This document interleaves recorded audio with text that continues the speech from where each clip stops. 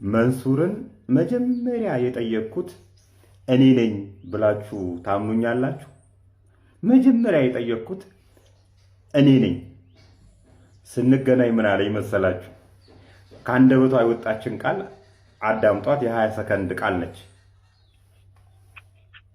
ኦሮሞ ታዲያ ዱልታ ለምትይነ ናቲ ዱልታ ምቲ ማሊ ዳፍ ነሞተ ደጎንጎርሲስ ማሊጋ ገዘክ የንኩ ዋና ገሬቶ ዋና ገሬ ዶክመንቲን ተገርሲሴ ዋንጅሮ አገሬ ለኔ ከነከሰ ይሳፈና እንዴት ምን ማለት ነው? ኦሮሞ ሆነህ ኦሮሞን ታሳድዳለህ ወይ አላለኝም። የመጨረሻ የብሔር ካርዱን መዘዛት ማለት ነው። ከዚህ በፊት እንደዚህ ብሎኝ ነበር። ቁርስህን በልተህ ምሳህን ማትደግም ብሎኝ ነበር። አሁን ባላት ፍልስፍና ከሆነች እንዲህ ነበር ማለት የነበረበት።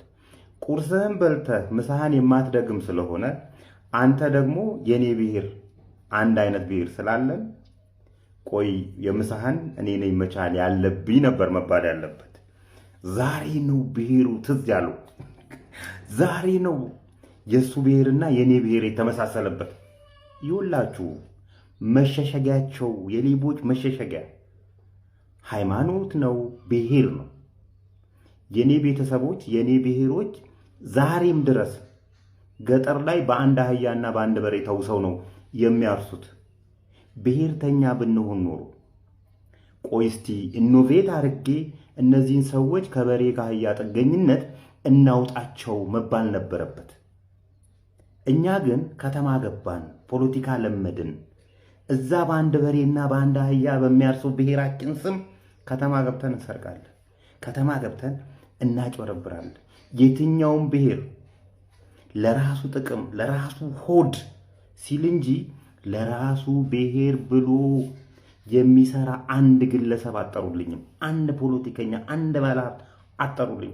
ሁሉም በብሔሩ በሃይማኖቱ ስር ተሸሽጎ የራሱን ቅርስ ለመሙላት ነው። ጥሩ ማሳያ ነው ይሄ፣ ጥሩ ማሳያ ነው ይሄ። ዛሬ ነው ብሔሬ ትዝ የሚለው። ከዚህ በፊት ቁርስህን በልተህ ምሳህን የማትደግም ዜጋ ያለኝ ሰው ነው። ቁርሴን በልቼ ምሳዬን ስለማትደግም ላግዝህ አላለኝ። ይሄ ነው ትክክለኛ ምሳሌ ሊሆን የሚችለው።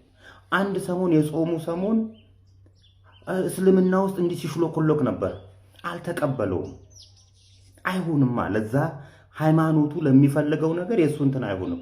የታይታ እኔ ልብና ኩላሊትን እመመረምር አምላክ ነኝ ካለኝ ማንም እንዲያየኝ አልፈልግም። ንጹህነቴን አምላክ ነው የሚያየኝ። እስልምናውም ሌላም ሃይማኖት ይሄንን ነው የሚለው ይመስለኝ። እንደዚህ ናቸው ነው የምላችሁ። ለማንኛቸውም ያን ጊዜ የነበረኝ መልስ ከዚህ ሰፈር አባረርሃለሁ ነበር ያልኩት። ታስታውሱ እንደሆነ ከዚህ ሰፈር አባረርሃለሁ ነው ያልኩት። በዚህ አጋጣሚ ሰሞኑን ፊንቴክ ኢንቨስትመንት 600 ሚሊዮን ብር ነው ያጭበረበረው የሚለው ዜና ፍጹም የተሳሳተ ዜና እንደሆነ እንድታቆልኝ ይፈልጋሉ። ሪፖርተሮቹ የሚጽፏት የመገንዘብ ድክመት ያመጣችው ጣጣ ነች። 600 ሚሊዮን ብር በሄሎ ታክሲ ብቻ አጭበርብሮ የጠፋት ብር ነች። በፊንቴክ ኢንቨስትመንት በተጨማሪ ከ1430 ሰዎች ላይ ከ950 ሺህ እስከ 1.8 ሚሊዮን ብር አባዙት። አራውን 1.6 ቢሊዮን ብር አካባቢ ነው የሚመጣው። በተጨማሪ 600 ሚሊዮን ብር 2.2 ሚሊዮን ብር አካባቢ ነው በጠቅላላው እነዚህ ሰዎች ማህበረሰብ ላይ ውድመት ያደረሱት። እና በመጨረሻ ብሔር ላይ የምትለጠፉ ሃይማኖት ላይ የምትለጠፉ ሰዎች ተነቅቶባችኋል። አዳነች አቤቤን ምንትሉ አዳነች አቤቤን ስለወደዳችኋት አይደለም፣ የራሳችሁን ከርስ ለመሙላት ነው። ለጠቅላይ ሚኒስትሩ ኩላሊት ካልሰጠን የምትሉ ሰዎች አትሰጡም። ውሸት ነው፣ ውሸት። ለማንኛቸውም መልካም ቅዳሜ።